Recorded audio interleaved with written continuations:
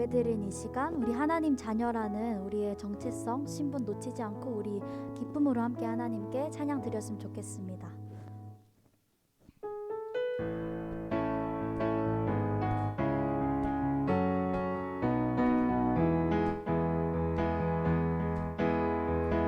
여호와를 즐거이 불러 기쁨으로 주께 나가리. 여호와 하나님 난 주의 백성 기르시는 양이라. 여호와를 즐거이 불러 기쁨으로 주께 나가리.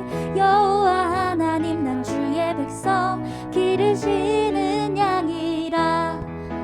감사함으로 주를 높이며 그 문에 들어가서 찬송함으로 그 이름을 송축할. 다시 한 번 더 찬양합시다. 여호와를 즐거이 불러 기쁨으로 주께 나가리. 여호와 하나님 난 주의 백성 기르시는 양. 다시 한 번 더 찬양합시다. 여호와를 즐거이 불러 기쁨으로 주께 나가리.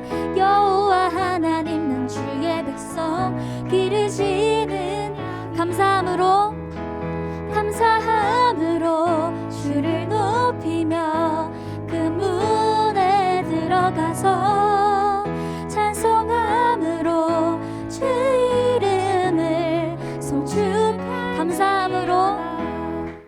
감사함으로 주를 높이며 그 문에 들어가서 찬송함으로 그 이름을 송축.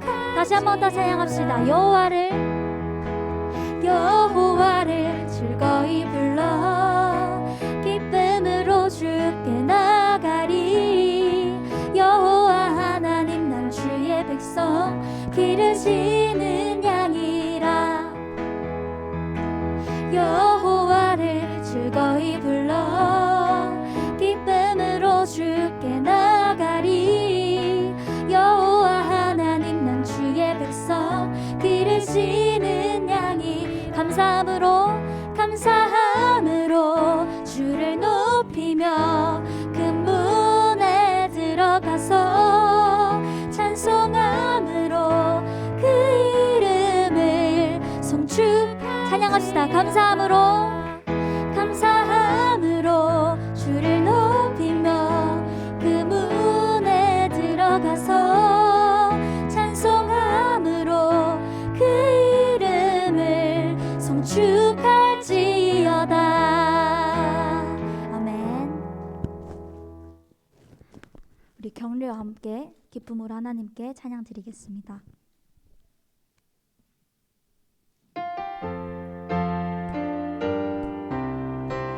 하나님이 창세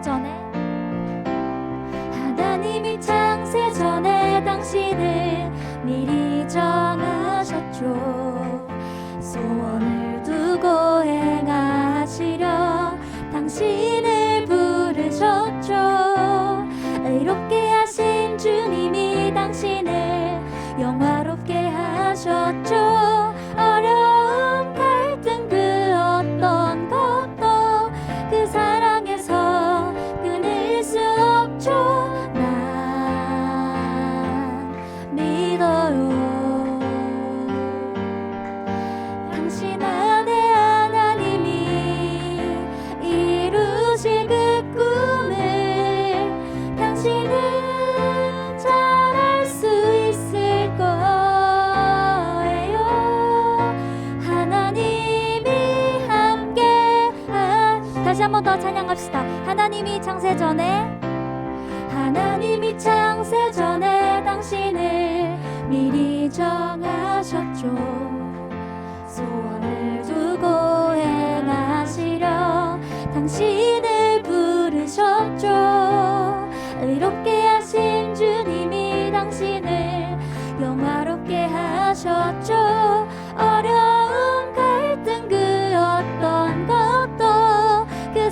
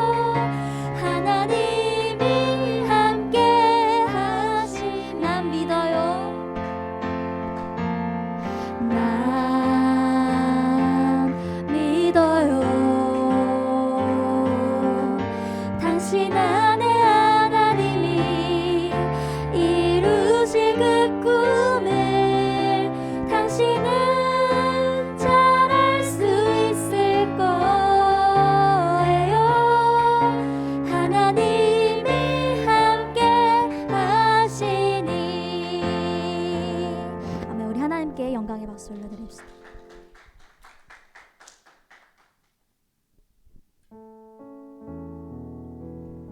우리 오늘 하나님 말씀 들으러 이 자리에 함께 모였는데요. 하나님이 주시는 말씀이 우리 안에 언약으로 담기도록 우리 함께 기도하는 마음으로 하나님께 고백하는 마음으로 이 찬양 함께 고백하셨으면 좋겠습니다.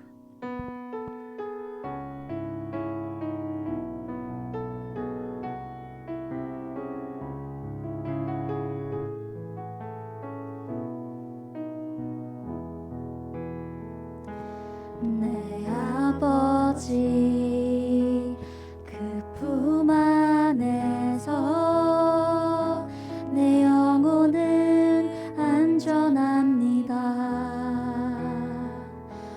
주 손길로 내 삶을 안으시니 그 평강이 나를 덮습니다. 나 비록 넘어지며 흔들리지만 주 내 안에 거하며 나를 붙드시니 내 생각을 주께로 돌리고 주시는 평강의 옷을 입습니다.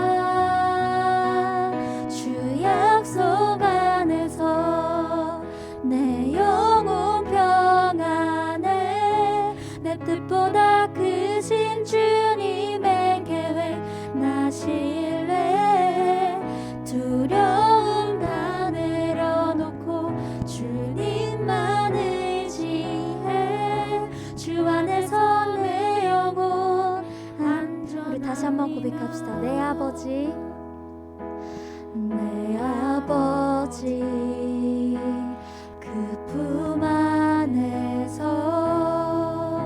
내 영혼은 안전합니다. 주 손길로 내 삶을 안으시니 그 평강이 나를 덮습니다. 다시 한 번 더 고백합시다. 내 아버지 내 아버지 그 품 안에서 내 영혼은 안전합니다. 주 손길로 내 삶을 안으시니 그 평강이 나를 덮습니다.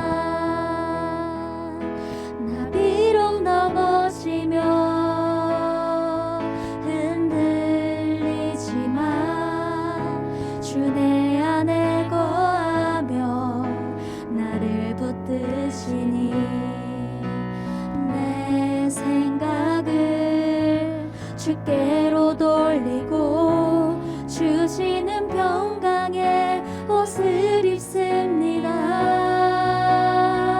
주 약속 안에서 내 영혼 평안해 내 뜻보다 크신 주님의 계획 나 신뢰 두려움 다 내려놓고 주님만 의지해 주 안에서 내 영혼 안전함. 주 약속 안에서 주 약속 안에서 내 영혼 평안해 내 뜻보다 크신 주님의 계획 나 신뢰 두려움 다 내려놓고 주님만 의지해 주 안에서 내 영혼 안전합니다.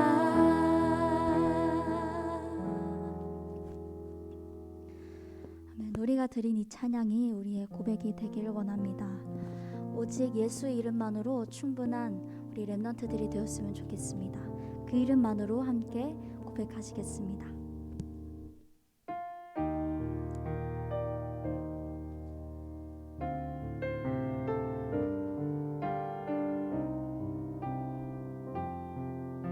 오직 예수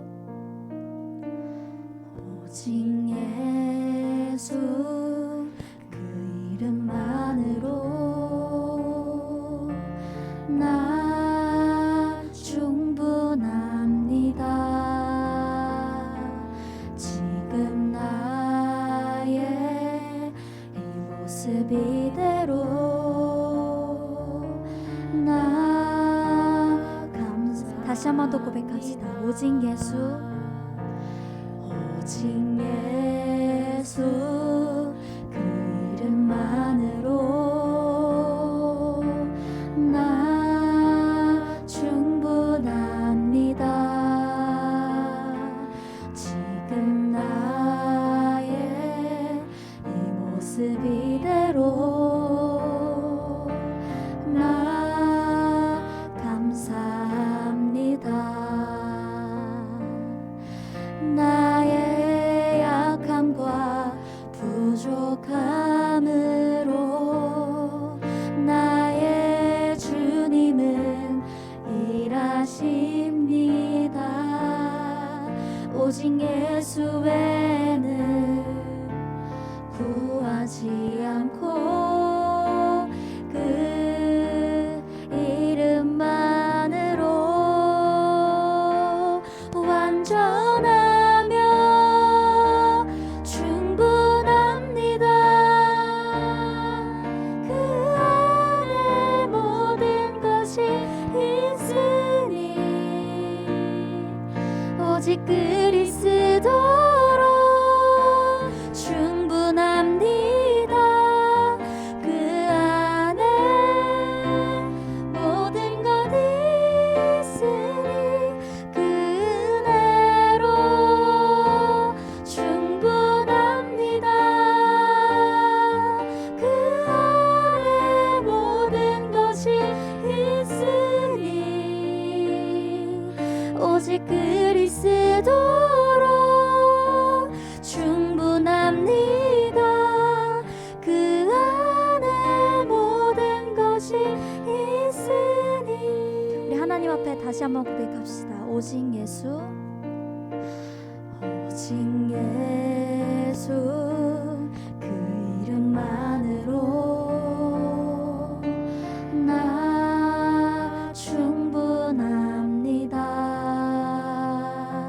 지금 나의 이 모습 이대로 나 감사합니다.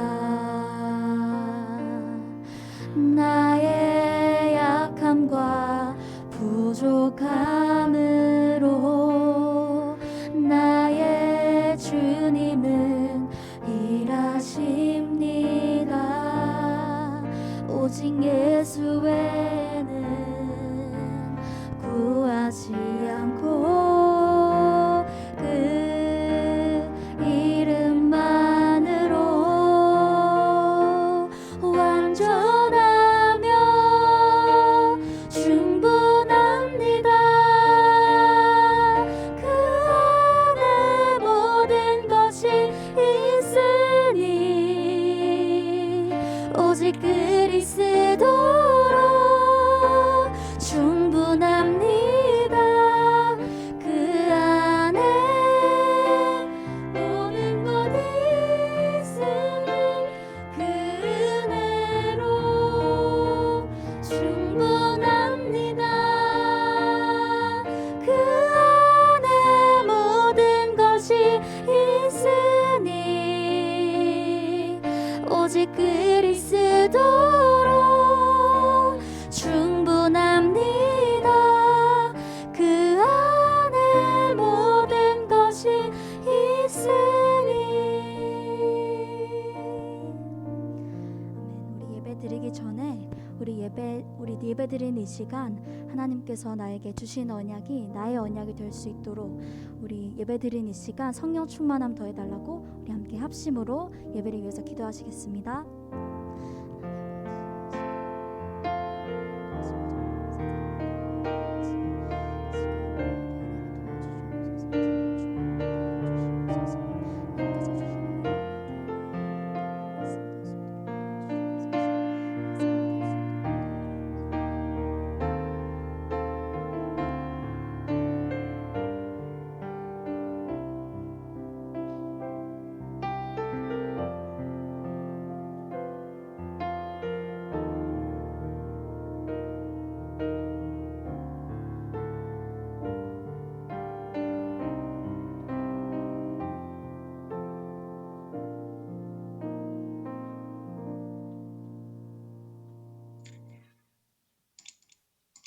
고등부 예배에 오신 여러분을 예수 그리스도의 이름으로 환영합니다. 예배드리는 렘넌트들께서는 줌 화면을 켜서 하나님 앞에서 예배에 참여해 주시면 감사하겠습니다. 이은재 렘넌트가 예배를 위해서 기도하시겠습니다. 하나님 아버지, 이번 주일도 고등부 랩런트들이 예배드리게 해주시니 감사합니다.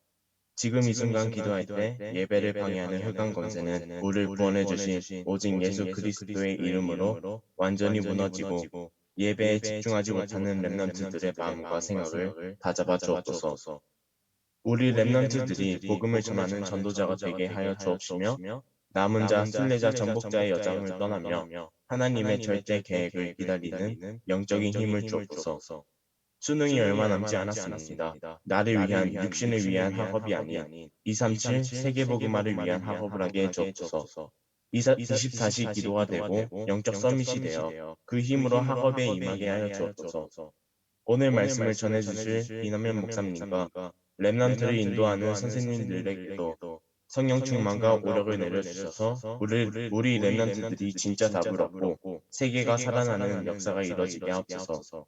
또한 온라인으로 예배를 듣는 랩런트들도 현장에서 예배를 드리는 랩런트들과 동일한 은혜와 축복을 내려주옵소서. 우리를 사랑하시며 저희가 사랑하는 주 예수 그리스도의 이름으로 기도드립니다. 아멘.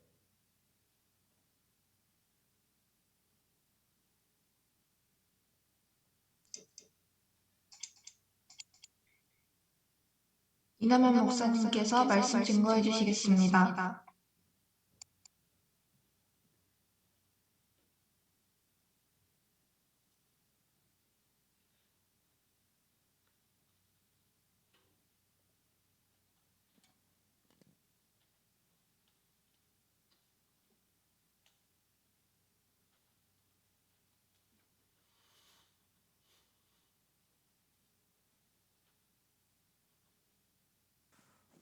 여러분 반갑습니다. 화면 보이시나요? 네. 줌에 들어온 여러분들 반갑습니다. 네, 화면 켠 랩런트들은 인사를 제가 하는데 어디 갔지? 네, 지훈이 말고 안 보이네. 우리 선생님들 계시고. 잠시만요. 전체로 확인을 안 해가지고. 시연이도 있구나. 재민이도 있고. 축복합니다. 하준이, 예은이도 화면 켰었는데, 네, 반갑고. 우리 모든 랩런트들 주님의 이름으로 축복합니다. 현장에 또 많은 랩런트들이 와 있습니다. 이렇게 현장에서 같이 예배드리니까 너무 감사하고 좋아요.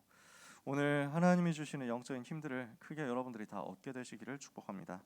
하나님의 말씀 구약 성경 느헤미야 1장 1절에서 11절까지 말씀을 보겠습니다. 구약 성경 느헤미야 1장 1절에서 11절입니다. 자, 느헤미야는 여기 성경 껍질에 느라고 찾으면 됩니다. 껍질이라고 하니까 좀 웃기네요. 성경 옆에 뭐라고 하지? 길잡이라고 해야 되나? 색인이라고 해야 되나? 어려운 말로 느라고 써 있어요. 느, 그걸 찾으세요. 느헤미야. 평소에 잘 안 봤죠? 느헤미야 1장 1절에서 11절.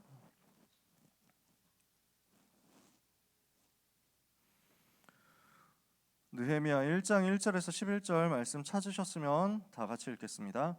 하가랴의 아들 느헤미야의 말이라. 아닥사스다 왕 제20년 기슬르월에 내가 수산궁에 있는데 내 형제들 가운데 하나인 하나니가 두어 사람과 함께 유다에서 내게 이를 얻기로 내가 그 사로잡힘을 면하고 남아있는 유다와 예루살렘 사람들의 형편을 물은즉 그들이 내게 이르되 사로잡힘을 면하고 남아있는 자들이 그 지방 거기에서 큰 환난을 당하고 능욕을 받으며 예루살렘 성은 허물어지고 성문들은 불탔다 하는지라. 내가 이 말을 듣고 앉아서 울고 수일 동안 슬퍼하며 하늘의 하나님 앞에 금식하며 기도하여 이르되 하늘의 하나님 여호와 크고 두려우신 하나님이여 주를 사랑하고 주의 계명을 지키는 자에게 언약을 지키시며 긍휼을 베푸시는 주여 간구하나이다. 이제 종이 주의 종들인 이스라엘 자손을 위하여 주야로 기도하오며 우리 이스라엘 자손이 주께 범죄한 죄들을 자복하오니 주는 귀를 기울이시며 눈을 여시사 종의 기도를 들으시옵소서. 나와 내 아버지의 집이 범죄하여 주를 향하여 크게 악을 행하여 주께서 주의 종 모세에게 명령하신 계명과 율례와 규례를 지키지 아니하였나이다. 옛적에 주께서 주의 종 모세에게 명령하여 이르시되 만일 너희가 범죄하면 내가 너희를 여러 나라 가운데에 흩을 것이요 만일 내게로 돌아와 내 계명을 지켜 행하면 너희 쫓긴 자가 하늘 끝에 있을지라도 내가 거기서부터 그들을 모아 내 이름을 두려고 택한 곳에 돌아오게 하리라 하신 말씀을 이제 청하건대 기억하옵소서. 이들은 주께서 일찍이 큰 권능과 강한 손으로 구속하신 주의 종들이요 주의 백성이니이다. 주여 구하오니 귀를 기울이사 종의 기도와 주의 이름을 경외하기를 기뻐하는 종들의 기도를 들으시고 오늘 종이 형통하여 이 사람 앞에서 은혜를 입게 하옵소서 하였나니 그때 내가 왕의 술 관원이 되었느니라. 아멘. 느헤미야라는 사람에 대해서 여러분이 들어본 적이 있으면 굉장히 양호하고 못 들어본 친구들도 되게 많을 겁니다. 네. 그래서 잘 모르니까 뭐 느헤미야 아닌가요? 뭐 이러죠. 사람 이름 막 은혜 뭐 이런 거 많잖아. 그러니까 느헤미야 뭐 이러는데 느헤미야입니다. 오늘 미리 누린 느헤미야에 대해서 말씀을 같이 봅니다. 10월 달이 다섯째 주까지 있으니까 너무 좋은 거 있죠. 왜냐하면 넷째 주까지 있었으면 느헤미야 안 나왔을 것 같아. 그래서 다섯째 주 있으니까 느헤미야 나와가지고 전 너무 좋아요. 왜냐하면 이 인물에 대해서 여러분한테 소개할 기회가 평소에 잘 없잖아요. 굉장히 응답받은 사람이거든요. 우리가 7 렘넌트 이야기하는 것만 해도 시간이 이제 바쁘니까 주로 그렇게만 설명하고 넘어가는데 성경 속에 믿음의 사람들 참 많아요. 진짜 응답받은 서밋들 많거든요. 그 중에 한 명이 느헤미야입니다. 어떤 사람입니까? 하나님이 지금 어떤 사람을 찾으십니까? 여러분, 현장은 지금 황폐해져 있거든요. 하나님은 어떤 사람을 찾으시느냐면 이것을 보는 사람을 찾으십니다. 황폐해진 현장 상태를 제대로 알고 깨닫고 보는 사람을 하나님이 찾으신단 말이에요. 어떻게 황폐해져 있습니까? 사람들이 황폐해진 줄도 몰라. 세상이 황폐해져 있는데, 현장이 황폐해져 있는데, 무너져 있는데 황폐해져 있는 줄도 모른다니까? 잘 살던데요 이런다니까요. 별일 없는 것 같던데요. 다 좋아 보이던데요. 다 행복해 보이던데요. 창세기 3장 속에서 있는 일입니다. 그게 전부 다요. 되게 잘 나가는 것 같죠? 전부 자기 중심이에요. 아니 되게 즐거워 보이던데요. 창세기 6장이에요. 육신 중심이에요. 뭔가 되게 크게 성공한 것 같은데요. 그건 나중에 무너져요. 바벨탑이란 말입니다. 창세기 3장, 6장, 11장 수준에서 사람들은 살아가고 있는데 이렇게 되니까 어떻게 됩니까? 결국 우상 숭배하면서 종교 생활하면서 무너질 수밖에 없잖아요. 불신자 상태 가운데서 멸망당하다가 완전히 실패하고 저주와 재앙을 물려주는 그런 운명밖에 없습니다. 이게 지금 현장의 상태입니다. 완전 황폐해져 있어요. 개인도 여기에 무너져 있고 가정, 가문도 여기에 무너져 있고 사회와 국가도 여기에 무너져 있습니다. 이게 강대국가 237 나라 5천 종족의 상태입니다. 완전 황폐해져 있어요. 근데 이걸 보는 사람이 없어. 황폐해졌다는 사실 자체를 몰라. 이러니 실패할 수밖에 없는 거예요. 하나님이 이 사람을 찾는다고. 이 황폐해진 현장을 보고 하나님은 슬퍼하는 사람을 찾으십니다. 근데 이 황폐해져 있는 현장 깨달은 사람도 없고 이것을 보고 슬퍼하는 사람도 없어. 지금 어떻게 되어 있습니까? 모든 신자들이요, 이 황폐해진 현장 살려야 되는데 무능에 빠져 있다니까. 그리고 불신자들한테 조롱당한다니까. 아무 힘이 없어. 교회가 아무 힘이 없어. 복음을 완전 희미하게 놓쳐버렸어. 복음이 상실돼 버린 거야. 오늘 10월 31일이죠. 종교개혁 기념주일로 우리가 지키는 날입니다. 1517년 10월 31일 날 독일에서 마르틴 루터라는 사람이 비텐베르크의 교회 가가지고 95개조 천주교에 대해서 반박하는 글을 썼어요. 95가지로 천주교가 지금 이렇게 잘못되고 있고 이렇게 실패하고 있다. 복음은 이것인데 복음 말고 다른 것 말하고 있지 않냐 하고 95개조에 반박하는 글을 썼어요. 그 내용이 한 달 안 돼가지고 유럽에 다 퍼져버렸어. 너무 충격받은 거야. 어떻게 이럴 수 있냐. 그래서 전 유럽을 잡고 있었던 종교의 권력인 천주교 로마 교황청에서 루터를 죽이겠다 이렇게 한 거예요. 다 반드시 죽이고 반드시 이단으로 몰아가지고 없애버리겠다 이렇게 해서 당장 이단 명령 내리 이단으로 정죄를 하고 파문 내리고 이렇게 해서 없애려고 그렇게 했는데 없앨 수가 없었어. 왜? 이게 복음이니까. 복음은 없어지지 않거든요. 복음은 무너지지 않거든요. 그게 하나님이 우리에게 주신 답이거든. 루터가 보니까 너무 안타까운 거야. 1000년 동안 복음이 상실되어 가지고 모든 교회가 무능에 빠져 있고, 저 이교도들한테 조롱받는데, 저 무슬림들한테 조롱받고 불신자들을 살릴 수가 없는데 이게 어떻게 된 일이냐? 성경이 이렇게 되어 있지 않지 않냐? 이거 뒤집어야 되는 거 아니냐? 이렇게 나온 거예요. 근데 안타깝게도 지금 500년 지났는데 전 세계 교회가 이런 비슷한 상태 되어 버렸습니다. 힘이 없어. 교회가 힘이 없어. 불신자들이 교회를 조롱해. 여러분들이 그런 현장에 있는 거예요. 여러분이 밥 먹을 때 기도하십니까? 학교에서 급식 먹을 때, 밥 먹을 때 식사 기도해요? 그 정도만 해도 어떻게 보면 용기 있는 거라고 할 수 있을 정도로 지금 너무 무너져 버렸어. 현장에 이 복음 가지고 복음의 능력 체험하는 사람이 없다니까. 이 복음의 능력과 비밀을 가지고 현장에 당당하게 서는 사람이 너무 없는 거야. 완전 무능에 빠져가지고 숨어서 교회 다니는 지경이라니까. 다 감추고 있다니까. 그렇게 조롱당하는 현장을 두고 슬퍼하는 사람이 없는 거야. 지금 현장의 영적인 상태가 무너질 수밖에 없고 멸망당할 수밖에 없다는 사실, 황폐해져 있다는 사실도 모르지, 이것을 살릴 사람이 없다는 사실도 생각을 안 하고 전혀 이것에 대해서 슬퍼하지 않지. 하나님이 역사하실 수가 없는 거예요. 하나님이 이 사람 찾는다고. 여러분이 이런 사람 되시기 바랍니다. 진정한 슬픔 가져야 돼요. 진짜 복음 없어가지고 이 땅이 무너지고 있구나, 슬퍼해야 돼요. 진짜 신자들이 이 복음 가지고 현장을 살려야 되는데 복음 다 놓치고 무능에 빠져가지고 있구나, 교회가 조롱을 당하고 비난을 당하는구나, 슬퍼해야 돼요. 이 슬픔을 가지고 하나님을 향하여 집중하는 사람이 없는 거야. 하나님을 향해서 집중으로 기도하면서 부르짖는 사람을 하나님이 찾으신다고요. 참 복음을 가지고 세상을 살릴 사명 가진 전도자가 없어가지고 하나님은 지금 여러분 중에서 찾으려고 하신다고요. 여러분이 그 음성을 들으시기를 바랍니다. 현장이 황폐해져 있다는 사실을 보고 현장에 대한 하나님의 하늘 가지고 슬픔을 가지고 하나님을 향해서 집중해서 기도하는 사람이 나왔어요. 그게 느헤미야였어요. 오늘 성경 읽었죠? 느헤미야 1장 1절 11절. 단식하면서 하나님 바라보고 기도했다니까. 하나님이 이 사람을 참 성공자로 사용하신 거예요. 이 사람을 시대를 살릴 성공자로 사용하신 거예요. 느헤미야라는 포로 출신의 렘넌트, 이 사람이 현장에서 참 성공자 되어가지고 하나님의 마음을 시원케 하는 응답을 받은 것입니다.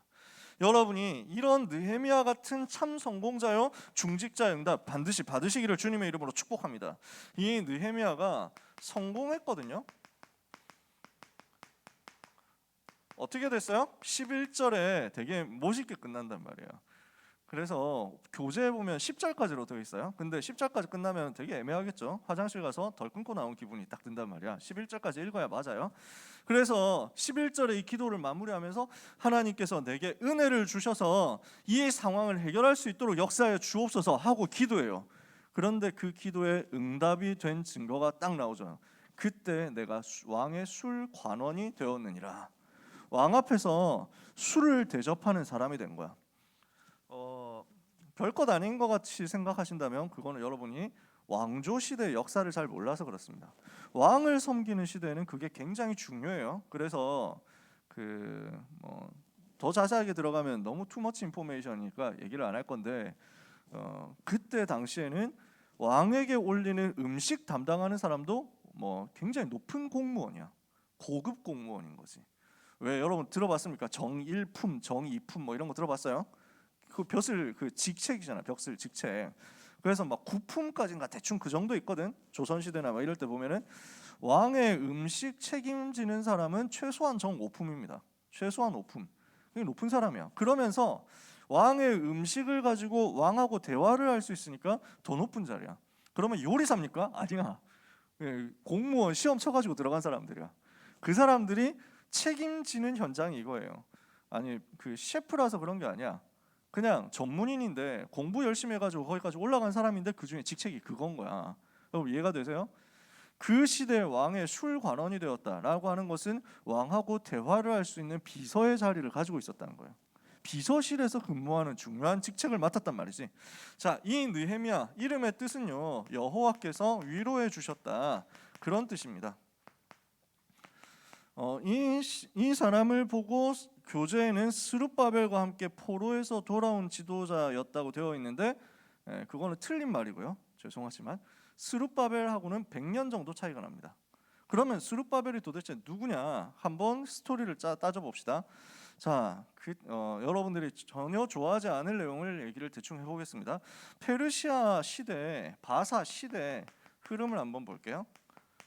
페르시아 나라 바사라고 성경에 써 있죠. 자, 이 바사 시대의 흐름을 보면 고레스라는 임금이 나오죠. 제일 먼저 그 전에 다리오가 있습니다. 그 전에 나오는 다리오는 조금 다른 인물이 또 있어요. 다니엘 6장에 다니엘을 사자굴 속에 집어넣었다가 사자굴 속에 들어가게 했다가 막 그래서 다니엘 나오니까 너무 기뻐했던 그 다리오 왕은 나중에 나오는 다리오 왕은 다른 사람이에요. 그러니까 동명이인이 되게 많아. 여러분들이 이걸 조금 주의하시면 쉽게 풀립니다. 아, 이 시대는 동명이인이 많구나. 이렇게 생각하면 돼. 다니엘 6장에 나오는 다리오 다음 사람이 고레스입니다. 정식 임금은 이 사람이 처음입니다. 고레스라는 사람이 나오고요. 그 다음에 아닥사스다라는 사람이 나옵니다. 그 다음에 다리오가 나옵니다. 그 다음에 아하수에로가 나옵니다. 그 다음에 또 아닥사스다가 나옵니다. 헷갈리죠? 물론 관심이 없으면 안 헷갈립니다. 둘 중에 하나. 그래서 알고 안 헷갈리든지 관심이 없어서 안 헷갈리든지 다 상관없다. 헷갈리지만 안 하면 돼. 자, 요 다리오까지는 이제 메디아 사람이에요. 메데 사람. 여기까지는. 그래서 메데 사람을 형식적으로 왕으로 잠깐 임명해 놓고 고레스가 직접 통치를 합니다. 고레스 임금 때 무엇을 명령을 내립니까? 유다 백성들 포로에서 돌아가라. 포로된 유다 백성들 자기 땅 가나안 땅으로 돌아가서 거기서 성전 지어라 명령을 내립니다. 요때 활동했던 사람이 스룹바벨입니다. 성경에 보면은 스룹바벨이라는 말은 바벨론에서 태어났다 그런 말이에요. 그래서 에스라서에 보면은 총독 세스바살이라고도 나오는데 같은 인물이야. 세스바살, 스룹바벨 같은 이름인데 요 스룹바벨 통해 가지고 고레스 왕이 명령 내려서 유다 백성들 돌아가라 해가지고 1차 포로기한테 거의 4만 명 넘게 돌아갑니다. 그 4만 명들을 데리고 유다 땅에 정착해가지고 성전 짓기 시작하고 그 성전을 마무리하는 사람이 스룹바벨이에요. 근데 이 고레스 왕이 죽고 아닥사스다라는 사람, 그 역사서에는 캄비세스라고 나오는 사람이에요. 근데 이 사람이 뭘 하냐면은 이 성전 짓는 것을 방해하는 사람들이 고발을 한 거야. 이 성전 짓도록 놔두면 안 된다. 예루살렘 재건하도록 놔두면 안 된다. 쟤들은 늘 반역하는 사람입니다. 임금님 절대로 속으시면 안 됩니다. 이렇게 해가지고 막 거짓말들을 한 거야. 그 말을 보고 얘가 좀 들떨어진 임금이거든. 이래서 그럴 것 같은데 야 성전 중단해 이렇게 해가지고 성전 공사가 중단됩니다. 거의 한 15년 가까이 중단이 돼요. 굉장히 긴 세월 동안 중단. 그래서 사람들이 다 낙심하는 거야. 이렇게 하고 있는데 하나님께서는 역사를 일으키셔가지고 아닥사스다 왕이 거의 뭐 난리통에 죽고 새로운 사람이 등장하게 만듭니다. 그 사람이 다리오예요. 이 사람은 고레스의 사위예요. 아들은 여기서 죽고 얘가 여기서 죽고 그 다음에 딸의 남편이 되는 것이 이 다리오가 왕이 됩니다. 다리우스 대왕이라고 역사서에 나오는 그 사람입니다.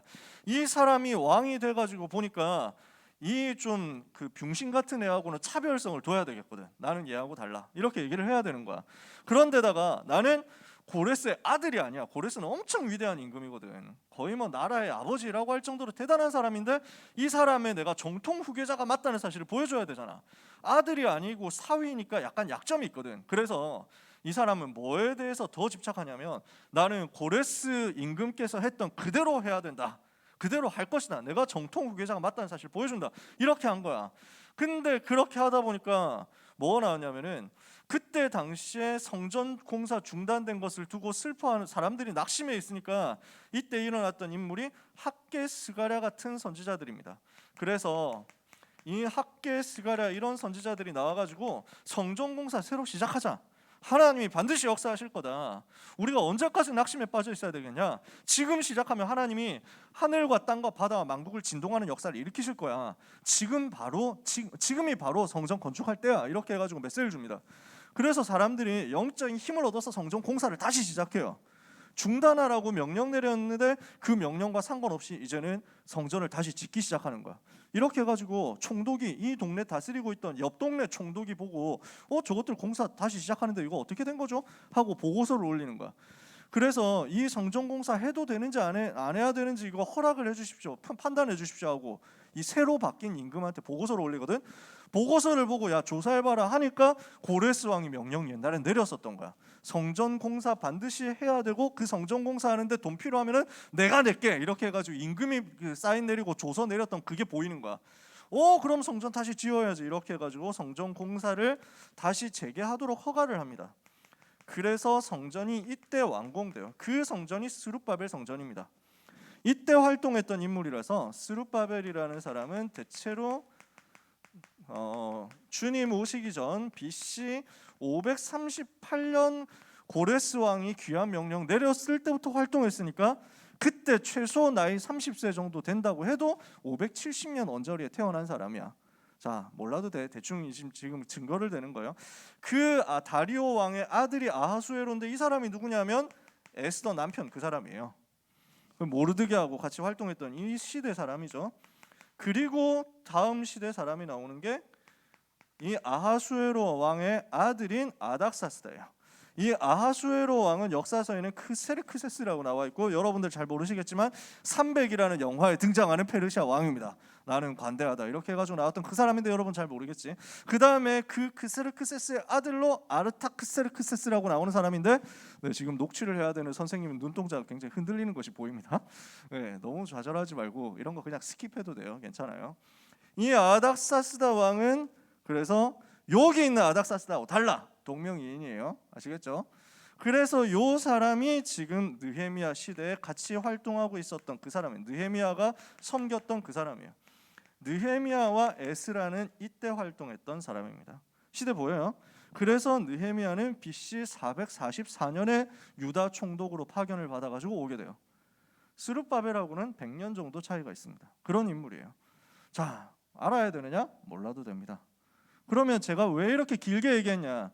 이 역사를 움직이시는 하나님의 절대 주권이 어디를 향하고 있느냐는 거야. 이 역사의 흐름이 무엇 때문에 이어지고 있었냐? 복음을 회복하는 그 일을 위해서 하나님은 왕들을 움직였단 말이지. 역사를 움직이고 강대국들을 움직였단 말이지. 그리고 그 속에서 렘넌트들이 계속 나오고 있었단 말이야. 무슨 말입니까? 여러분, 다리오 왕과 고레스 왕 때 있었던 렘넌트가 누구예요? 다니엘. 다니엘은 포로로 끌려온 1세대야. 그 다니엘이 메시지 언약 붙잡고 기도하면서 응답받은 증거로 다음 세대 렘넌트들이 계속 제자들이 일어난 거야. 다니엘과 같은 시대에 살고 있으면서 다니엘의 한 30년 정도 후배가 되는 사람이 스룹바벨이거든. 한 30-40년 동생이라고 해야 되겠지, 그지? 그 아들뻘 되는 인물들 중에서 제자가 나온 거야, 스룹바벨. 그리고 학계, 스가랴, 대제사장 여호수아 이런 중요한 인물들이 제자로 나와요. 그 다음 세대 에스더, 모르드게 같은 제자가 나오고 또 그 다음 세대 느헤미야, 에스라 같은 제자들이 나왔어. 정말 우리가 복음 붙잡고 이 복음을 원색적으로 전달하면 하나님은 시대와 강대국의 흐름을 뒤집어가지고 렘넌트 운동 일으키도록 역사하십니다. 그리고 갈수록 더 강력한 다음 세대, 김형길 목사님 늘 말씀하셨잖아. 이 복음이 없어지지 않고 더 강력한 다음 세대에 나와서 언약의 바톤을 전달하고 언약의 한을 이루는 그 일에 쓰임받게 되는 거지.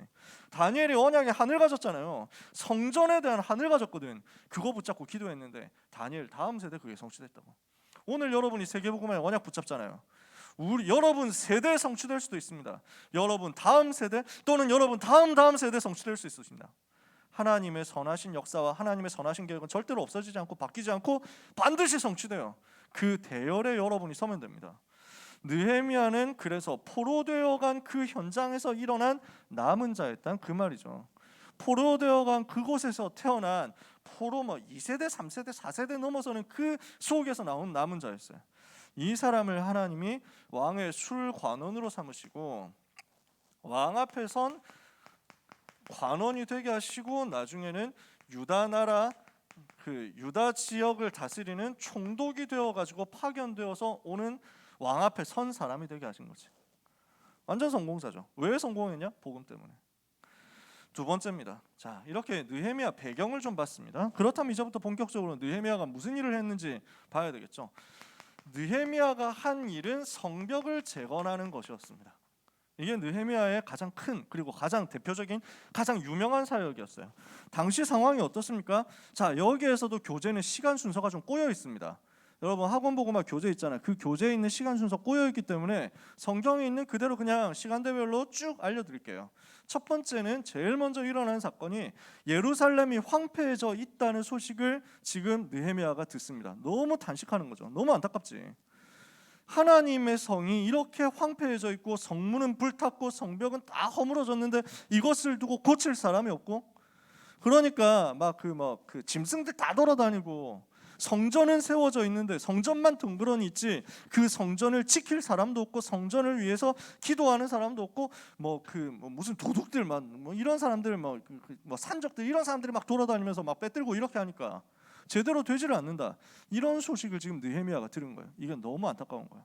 하나님 앞에서 이 소식을 듣고 너무 단식하면서 슬퍼하면서 기도한 거예요. 황폐해진 현장을 두고 기도하는데 언약을 붙잡고 기도했어요. 진짜 슬퍼하는 이유가 뭐냐? 복음 때문에, 언약 때문에, 전도 때문에, 현장 때문에 슬퍼한 거지. 그것을 두고 하나님 앞에 단식하며 기도한 겁니다. 진정한 단식을 가지고 현장에 대한 소식을 알고 단식하면서 하나님 앞에 울면서 기도하는 거예요. 기도로 집중하는 겁니다. 이렇게 했더니 하나님이 어떻게 역사하십니까? 느헤미야를 아닥사스다 왕이 봅니다. 그래서 교재는 느헤미야로 본 아닥사스다 왕이라고 되어 있는데 이거는 오타예요. 느헤미야를 아닥사스다 왕이 봅니다. 이렇게 단식하면서 기도하죠. 그러니까 기도하고 단식하고 이렇게 하니까 막 눈물 자국이 남아 있는 거야. 왕하고 이제 평소에 하는 업무가 왕 술관원이니까 술 가지고 가서 이제 왕에게 대접을 하는데 얼굴 빛을 아닥사스다 왕이 보는 거야. 표정이 왜 그래? 이러면서 얘기하는 거야. 야 느헤미야 표정이 왜 이러냐? 이러니까 막 황급하게 제가 그랬습니까? 하면서 죄송합니다 하면서 막 얘기를 하는 거지. 왜냐하면 왕에게 술 따르는 일을 해야 되는데 막 기분이 안 좋아 보이면 그것도 죄거든. 이러니까 죄송합니다 하면서 막 이렇게 왜 그래? 근데 그래가지고 보통 사람 같으면은 이 새끼가 왕한테 술 따르는데 표정이 이따위야 당장 죽여라 이렇게 할 수도 있어. 다른 사람들 같으면. 근데 느헤미야를 평소에 잘 알거든 왕이. 이러니까 아니 평소에 괜찮은데 왜 갑자기 이러냐? 너 좀 안 좋은 일 있어? 이렇게 질문하는 거예요. 지금 평상시에 굉장히 신뢰가 쌓였다는 거잖아. 물어보니까 얘기를 하는 거지. 제가 섬기는 하나님 그 성전이 지금 성전이 있는 그 예루살렘 성이 황폐해져 있는데 살릴 사람이 없다고 합니다. 이것 때문에 제가 너무 안타깝습니다. 이 현장을 살려야 되는데 살릴 방법이 없습니다. 살릴 사람이 없습니다. 이 얘기를 듣고 하나님이 왕의 마음을 감동시킨 거예요. 야 그러면 네가 직접 가라. 할 수 있잖아. 자 앞서 얘기했다시피 그냥 술 블렌딩 전문가라면 이런 일 하겠어요? 고급 공무원이라니까. 그러니까 느헤미야를 보고 유다 총독으로 파견해가지고 보내는 겁니다. 왕에 의해서 유다 총독으로 파견돼서 예루살렘으로 오게 됩니다. 이 상황에서 보면 뭘 알 수 있습니까? 느헤미야가 영적 서밋이에요. 어떻게 영적 서밋이냐? 느헤미야는 언약을 아는 거예요. 언약을 안다는 말이 무슨 말입니까? 지금 가나안 땅 예루살렘 왜 중요하냔 말이에요. 저 유다 땅이 왜 중요하냔 말이에요. 거기에 메시아 오셔야 되니까요. 예루살렘이 어떤 도시입니까? 거기서 우리 주님이 메시지 하시고 거기서 사역하시고 거기서 병든 자 살리시고 고치시고 거기에서 십자가에서 죽으시고 부활하시고 그리고 메시지 주시고 감람원 그 예루살렘 바로 앞이라니까. 그리고 거기 예루살렘 성에 있는 마가 다락방에서 세계복음화 시작되잖아. 얼마나 중요한 현장입니까? 그러니까 우리 주님이 사도행전 1장 8절 뭐라고 얘기하셨어요? 예루살렘과 온 유대와 사마리아와 땅끝까지 세계복음화의 시작이 되는 그 땅이야. 너무 중요한 현장이야. 정말 언약을 안다면 그 복음이 회복될 땅, 성전이 지어져 있는 그 땅에 대한 가치를 알게 돼 있어. 그곳을 살려야만 세계복음화 할 수 있다. 그곳을 살려야만 그리스도 운동, 메시아 운동 할 수 있다. 이걸 지금 느헤미야는 아는 거야. 언약에 대해서 알고 있습니다. 그 언약의 성취의 방향이 무엇인지를 압니다. 언약의 내용을 알고 언약 성취의 방향을 압니다. 그 언약이 성취돼야 되는데 언약 성취를 막는 게 뭐냐면은 성벽이 황폐해져 있는 그 상태란 말이에요. 그래서 온갖 거짓대 강도 이런 사람들이 다 들어와가지고 산적들이 들어와가지고 횡패 부리는 그 상태가 되어가지고 있으면 영적인 흐름이 이어질 수가 없는 거야. 이걸 두고 하나님 앞에서 방향을 잡은 거지. 성벽을 재건해야 된다. 이 예루살렘을 회복해야 된다. 이거예요. 이것을 두고 지금 언약 성취가 어느 정도까지 왔느냐, 복음이 어느 정도까지 왔느냐, 내가 해야 될 사명이 뭐냐, 흐름을 본 거예요. 언약이 어느 정도까지 성취되었는지를 보면 그 속에서 나오는 말씀의 흐름이 보입니다. 이것을 보면 내가 해야 될 미션이 찾아집니다. 이게 언약을 붙잡았다는 거예요. 이렇게 미션을 찾아내고 나니까 이것을 기도로 연결시키는 거지. 이게 영적 서밋이거든. 이런 영적 서밋인 느헤미야를 하나님이 어떻게 사용하십니까? 왕 앞에 서도록 만드는 것입니다. 그래서 왕 앞에 선 엘리트로서 기능 서밋으로 거기에 성공자로 들어갈 수 있도록 만든 거죠. 그리고 하나님이 성령으로 왕의 마음을 감동하시니까 임금을 통해서 언약 성취를 위해서 헌신할 수 있는 자리로 가게 된 것입니다. 언약이 성취되어야 되겠는데 그 언약이 성취될 자리로 갈 수 있는 답이 임금을 통해 가지고 총독으로 임명받아서 간 거예요. 여러분, 그래서 자리 두고 걱정할 필요가 없습니다. 자리를 잘 차지하기 위해서 싸울 필요도 없어요. 여러분이 사람 살릴 수 있고 현장 살릴 수 있는 준비가 되어 있잖아요. 그러면 하나님은 여러분을 사람 살리고 현장 살릴 자리로 보내시는 거예요. 대학을 어떻게 가야 되느냐 걱정하지 마라. 여러분이 대학 살릴 준비가 되어 있으면 하나님은 여러분을 대학으로 보내시는 거예요. 직장 어디로 가야 되는지 걱정하지 마라. 여러분이 직장, 산업, 전문 분야, 현장 살릴 준비가 되어 있으면 하나님은 여러분을 그 자리로 보내시는 것입니다. 느헤미야가 살릴 준비가 되어 있으니까 하나님이 느헤미야를 거기로 보냈다니까. 이렇게 해가지고 언약을 붙잡고 성벽 재건을 시작한 겁니다. 이 성벽 재건을 시작하는데 문제는 방해가 많아. 처음에 시작을 하니까 백성들이 힘을 얻어가지고 총독이 새로 임명된 총독이 와가지고 정확한 목표를 주고 미션을 주고 사람들에게 힘을 줘가지고 영적인 힘을 줘가지고 메시지와 함께 뭐 천명 소명 사명이 깨달아지게 만드니까 이렇게 해서 전 백성들이 일어나가지고 성벽 건축을 시작을 하는 거야. 근데 문제는 이거를 두고 싫어하는 팀들이 나온단 말이지. 아까 전에 성전 짓는 것도 방해했잖아. 그 팀들이 이번에는 성벽 재건하는 것도 방해하는 거예요. 암몬족, 호론족, 사마리아인들 성벽 재건을 방해합니다. 여러분 알고 있어야 되는데 지금도 흑암 세력은 복음 운동을 막기 위해서 모든 수단 방법 다 동원해가지고 활동한다는 사실입니다. 그래서 알고 있어야 돼요. 이 원수 마귀는 지금도 힘을 써서 모략과 권세로 무기를 삼고 천하를 계속 흔들면서 복음운동 막으려고 발악을 하고 있다. 이 사실에 대한 영적인 눈을 떠야 됩니다. 지금 느헤미야는 이 부분을 본 거예요. 지금 방해하는 세력이 있구나. 성벽을 재건해야 되는데 지금 방해하는 팀들이 있단 말이야. 이것을 두고 느헤미야가 무슨 역할을 했느냐? 느헤미야의 사역입니다. 어떤 역할, 어떤 사역을 감당했느냐? 자, 교재에는 3개만 나와 있는데요.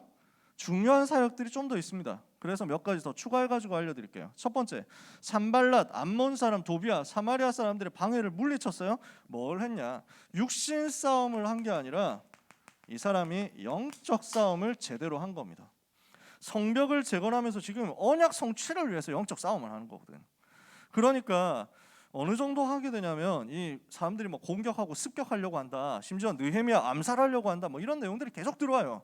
이러니까 느헤미야가 어떻게 하느냐? 성벽 공사를 하는 사람들한테 무장시켜가지고 아예 공사를 하도록 만듭니다. 그래서 칼 차고 방패 들고 그 다음에 창 짊어지고 이렇게 해가지고 언제든지 공격 들어오면 맞서 싸울 수 있도록 훈련까지 다 시켜놓고 성벽 공사하도록 칼 찬 채로 이제 뭐 돌 올리는 거야. 이렇게 완전 영적으로 긴장을 하고 준비가 되어 있는 상태로 한 거지. 그러면서 뭘 하느냐? 느헤미야 쭉 읽어보면 나와요. 계속 기도해요. 중간중간에 기도해요. 그 사람들 이름 언급할 때마다 기도해요. 하나님 이 상황을 도와주옵소서. 하나님 지금 우리에게 은혜를 베풀어 주옵소서. 계속 기도해요. 하나님 돌아보아 주시옵소서. 24 기도하면서 영적 싸움을 하니까 흑암이 무너져 내린 거예요. 그래서 방해를 물리치고 성벽을 재건할 수 있었습니다. 백성들을 도왔어요. 백성들이 어려움을 당하니까 와서 얘기를 하는 거야. 뭐 호소를 하는 거야. 너무 지금 그 현장에 황폐해져 있고 농사도 지을 수 없고 뭐 이런 상황인데 돈을 벌 수 없고 먹을 게 없는데 이래서 어쩔 수 없이 좀 귀족들한테 돈을 빌렸더니 귀족들이 막 이자를 받아가지고 가는데 뭐 그럴 수도 있잖아. 귀족들 입장에서는 아 뭐 우리가 있는 돈 빌려주는데 이자 받아야지 이렇게 생각할 수 있잖아. 근데 지금 상황이 너무 어려운 거야. 이자를 못 갚고 빚을 못 갚으니까 사람들이 지금 다 종이 되어가지고 끌려갈 판이야. 느헤미야가 이 소리를 듣고 너무 마음 아픈 거예요. 지금 언약 성취를 위해서 다 같이 영적 서밋이 돼가지고 영적인 싸움을 해야 되는데 누가 누구한테 돈 갚고 그 다음에 이건 뭐 안 돼가지고 종되고 이렇게 해가지고 끌려가고 이러면 되겠냐. 그래서 귀족들 불러가지고 얘기합니다. 야, 지금 우리는 같이 언약 성취해야 되는 공동체다, 원네스다, 팀이다. 그 빚 갚는 것 가지고 너네 형제들 노예 삼을 거냐, 이러면 되겠냐. 이러니까 깨닫고 이 사람들이 그럼 이자 받지 않겠습니다, 이렇게 해가지고 문제가 해결되는 거야. 백성들을 총독으로서 제대로 도왔어요. 그리고 세 번째 일이 나옵니다. 52일 만에 드디어 성벽을 완공합니다. 성벽 공사를 52일 만에 끝냈다는 건 굉장한 속도예요.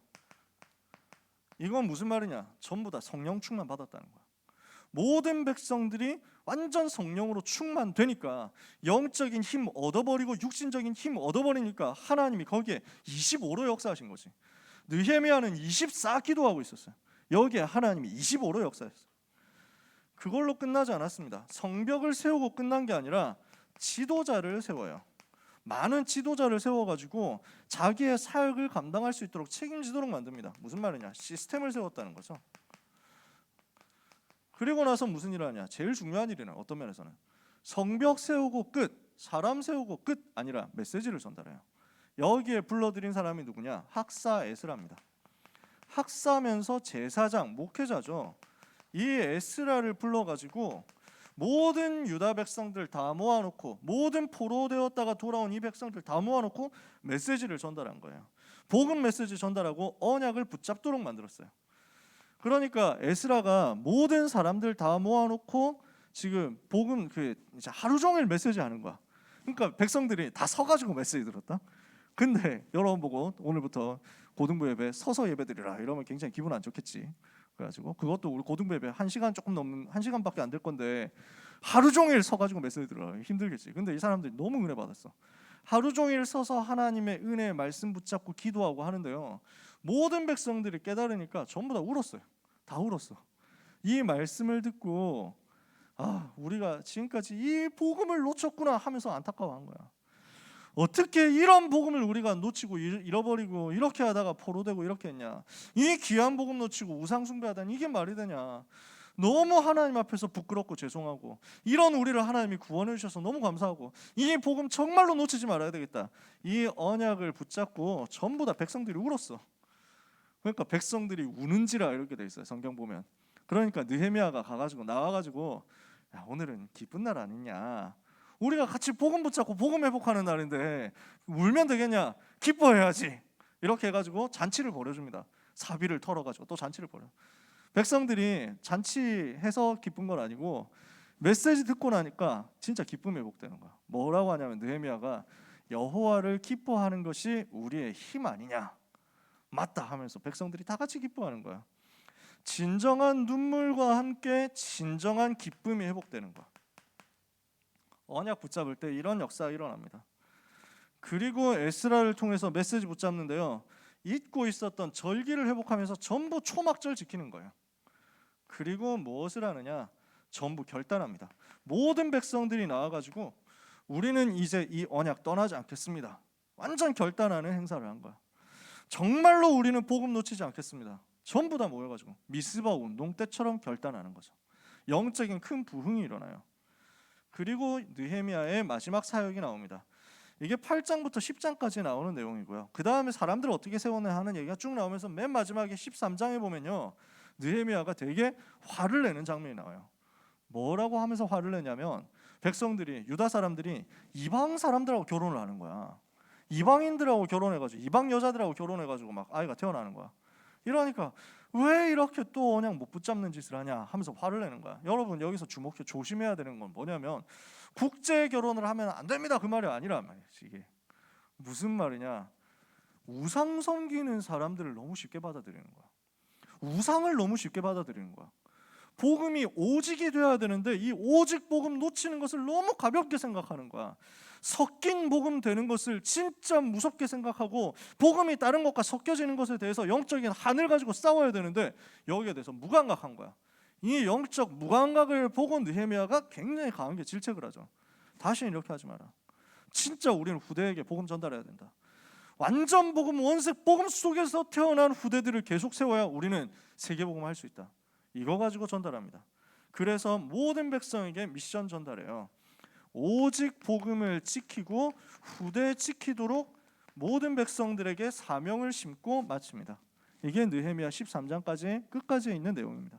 자, 굉장히 많은 중요한 일들을 했죠. 그러면 우리가 여기서 뭘 봐야 되느냐? 아, 느헤미야가 이런 사람이었군요. 이제부터 성경 퀴즈 대회 생겨도 걱정이 없어요. 뭐 이럴 건 아니란 말이에요. 그러려고 우리가 메시지 아니야? 아니거든.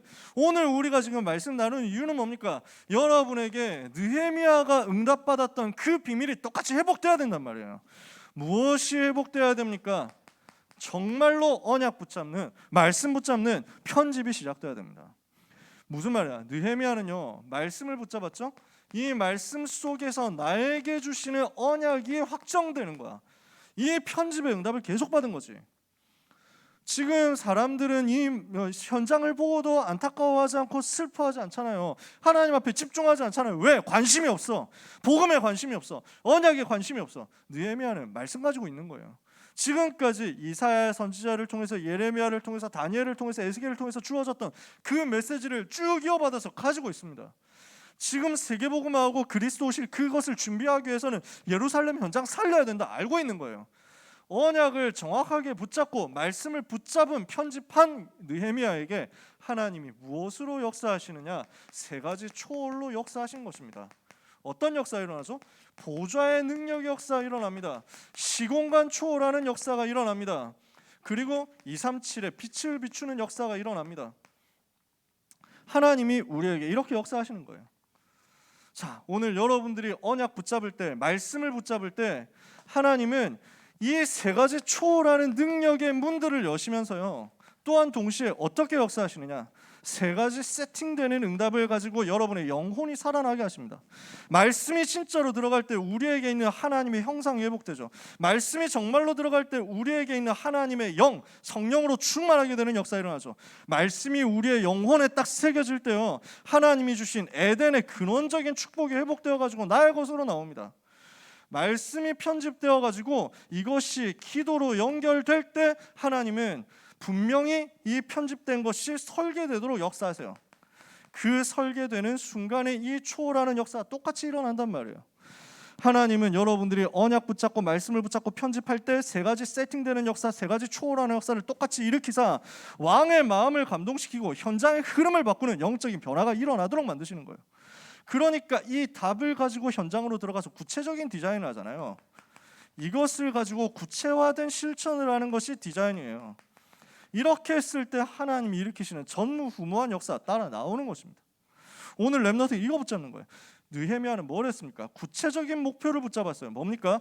내가 언약 성취하는 일을 위해서, 언약 성취를 위해서 지금 해야 될 일이 뭐냐? 성벽 다시 짓는 것이다, 이거예요. 성벽 재건이라는 언약을 붙잡았어요. 이것을 두고 모든 것을 들여서 헌신했어요. 그러면서 흑암 세력을 알고 실체를 알고 영적 싸움을 정확하게 한 거예요. 느헤미야가 성벽을 돈으로 세웠느냐, 노력으로 세웠느냐, 지혜로 세웠느냐, 열심으로 세웠느냐? 느헤미야는 성벽을 기도로 세운 거야. 여러분이 이 응답을 받는 것입니다. 마지막입니다. 이렇게 하면서 느헤미야는 복음 회복과 후대 회복이 진짜 목표라는 사실을 놓치지 않았어. 이렇게 알고 전도자 에스라를 도운 산업인 중직자로서 언약 전달하는 그 일에 생을 건 것입니다. 무엇을 우리가 오늘 회복해야 되느냐? 하나님이 주시는 편집과 설계와 디자인의 여정을 제대로 갈 수 있어야 되겠다. 이때 하나님이 주시는 세 가지 초월과 세 가지 세팅의 답을 가지고 전무후무한 역사를 여러분 일으키는 거예요. 이것 때문에 하나님이 오늘 여러분에게 느헤미야에 대한 메시지 듣게 했어요. 오늘 종교개혁 기념주일이라고 했잖아요. 루터가 뭘 붙잡았냐? 이 시대 복음 없어진 현장을 보고 슬퍼하는 거예요. 복음 없어진 현장을 보고 탄식하는 거예요. 그리고 복음 회복해야 되겠다. 언약 붙잡고 집중해서 기도하는 거야. 그러니까 이 복음 회복하는 여정 속에서 방해하는 팀들이 나오잖아. 모든 것들이 다 동원돼서 방해하잖아. 영적 싸움 제대로 한 겁니다. 이랬더니 루터 한 사람 일어났는데 중세 1000년의 흑암이 다 무너져 버렸어요. 오늘 이 응답을 여러분들이 받아야 되겠습니다. 편집하고 설계하고 디자인하는 가운데 사람의 힘으로 할 수 없는 초월의 역사, 세팅의 역사 여러분에게 나타나게 되기를 바랍니다. 반드시 여러분에게는 전무후무가 나옵니다. 하나님이 나를 이 시대 전무후무한 사람으로 불러냈구나. 교회를 살리고 나의 업을 가지고 전무후무한 응답을 받도록 하시는구나. 여러분한테 반드시 따라 나올 거예요. 오늘 언약 붙잡고 편집하고 설계하고 디자인해라. 세 가지 초월, 세 가지 세팅, 세 가지 전무후무의 역사는 여러분들에게 느헤미야에게 일어났던 것처럼, 루터에게 일어났던 것처럼 동시에 일어나게 될 것입니다. 한 주간 언약 붙잡고 완전 승리하는 모든 귀한 렘넌트 되기를 예수 그리스도 이름으로 축복합니다. 기도합시다. 하나님 감사합니다. 오늘 하나님의 사람 느헤미야를 두고 우리가 찾아내야 될 진정한 탄식과 진정한 슬픔과 진정한 집중을 언약으로 붙잡게 하시니 감사합니다. 모든 렘넌트들에게 말씀 붙잡는 편집이 시작되게 하옵시며 기도로 집중하는 설계가 시작되게 하옵시며 구체적으로 언약 성취를 위하여 나의 미션을 가지고 도전하는 디자인이 시작되게 하여 주옵소서. 세 가지 초월과 세 가지 세팅과 세 가지 전무후무의 역사가 모든 렘넌트들에게 이 응답의 결과로 나타나게 하여 주옵소서. 지금도 역사하는 복음 막는 흑암의 세력은 예수 그리스도 이름으로 완전히 모든 렘넌트들의 현장과 미래에서 결박되어 떠나가게 하옵소서. 주 예수 그리스도의 이름으로 기도합니다. 아멘.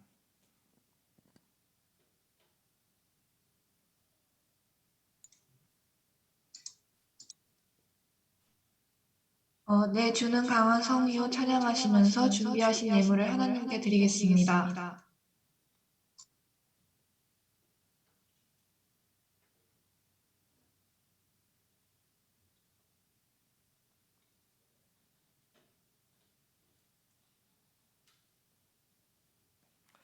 우리 찬송합시다. 585장 찬송입니다.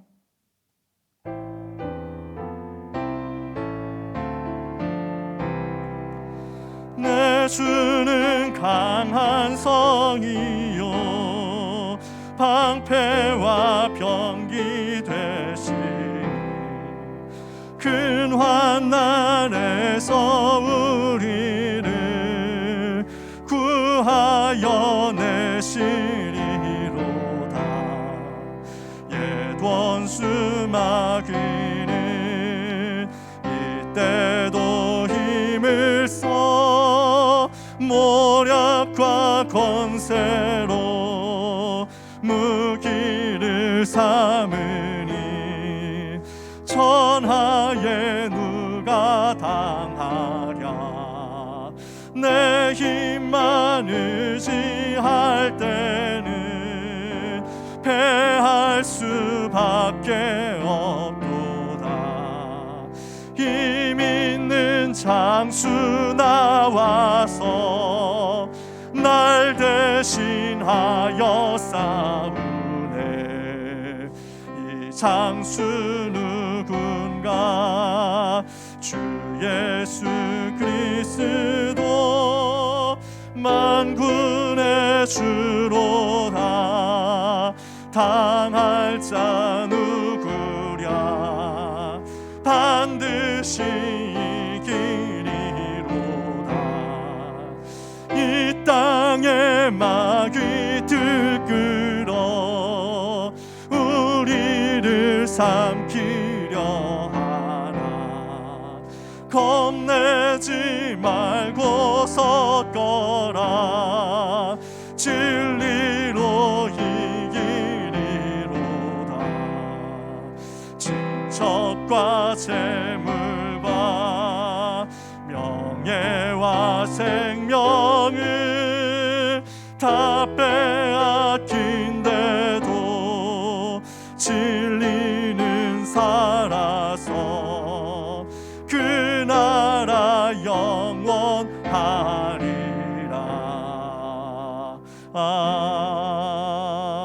아멘.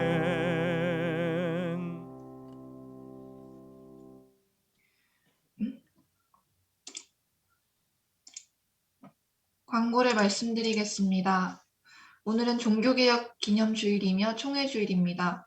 교회와 교단을 위해서 기도해 주세요.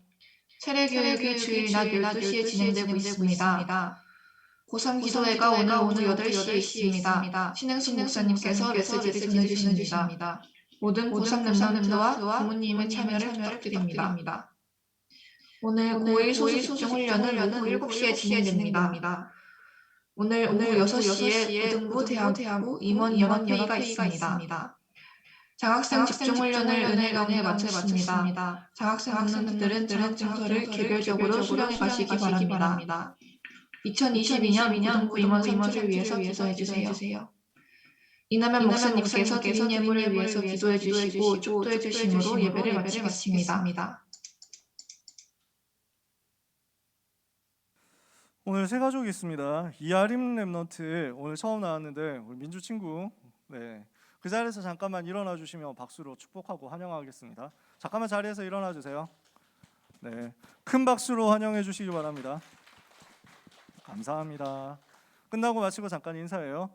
오늘 신승호 랩넌트 세 가족 수료식이 있습니다. 잠깐만 앞으로 나와주시면, 네, 여기 오시면 돼요.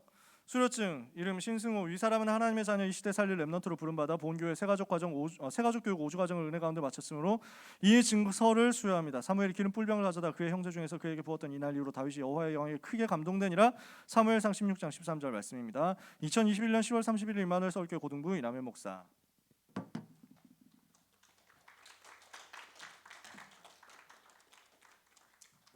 기념사진 촬영을 하도록.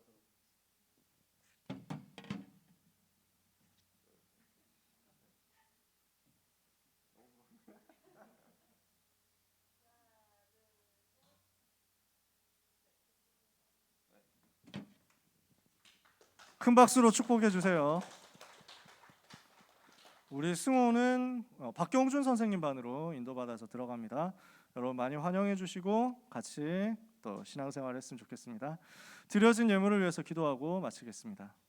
하나님 감사합니다. 우리의 예배를, 우리의 경배를, 우리의 모든 찬양을, 우리의 감사를 예물과 함께 하나님께 드립니다. 하나님이 받으시고 세계복음화 할 수 있도록 영적인 힘과 지혜의 힘과 건강과 체력과 또한 시대 살릴 경제를 만남의 축복 속에서 허락하여 주시옵소서. 오늘 모든 랩넌트의 인생 여정이 주께 모든 것을 드려 헌신할 수 있는, 가치 있는 헌금할 수 있고 예물 드릴 수 있는 인생이 되게 하여 주시옵시며, 이 여정을 가는 가운데 부족하지 않도록 하나님께서 영광 가운데 풍성한 대로 그 모든 쓸 것을 채우시는 역사 있게 하여 주옵소서. 먼저 하나님의 나라, 하나님의 의를 구하다가 나머지 모든 것을 더해 주시는 체험이 경제 속에서, 기능 속에서, 학업 속에서 평생에 있게 되기를 축복하고 기도합니다. 한 시대에 주님 역사하여 주옵소서. 오늘 예배에 처음 참석한 아림 랩넌트를 하나님이 기억하시고 우리 아림이의 삶이 하나님의 자녀의 삶으로서, 하나님이 쓰시는 이 시대의 주역되는 삶으로서, 현장의 흐름을 바꿀 수 있는 지도자의 삶으로서 응답되게 하여 주옵소서. 세가족 수료한 우리 승호의 삶에 하나님께서 능력으로 역사하시며 오직 유일성 재창조의 역사가 이 복음으로 각인 뿌리 체질됨으로 말미암아 나타나게 하여 주옵소서. 우리 사랑하는 고3 랩넌트들의 여정을 두고 기도하오니 대학 살리며 현장 살리기에 부족하지 않도록 영권을 갑절로 허락하여 주옵소서. 모든 닫힌 문이 열려지기를 기도하오니 하나님, 오늘 이 시간 각 사람의 마음에 성령의 충만함과 함께 주님만이 주시는 참 평강으로 채워 주옵소서. 예수 그리스도의 은혜와 하나님의 그 크신 사랑과 성령님의 역사하심이 느헤미야가 받았던 응답을 그대로 받고 현장에서 3초월 3세팅 3전무후무의 증인이 될 귀한 모든 랩넌트 사명자 전도자들 위해 지금부터 영원까지 항상 함께 있을지어다. 아멘.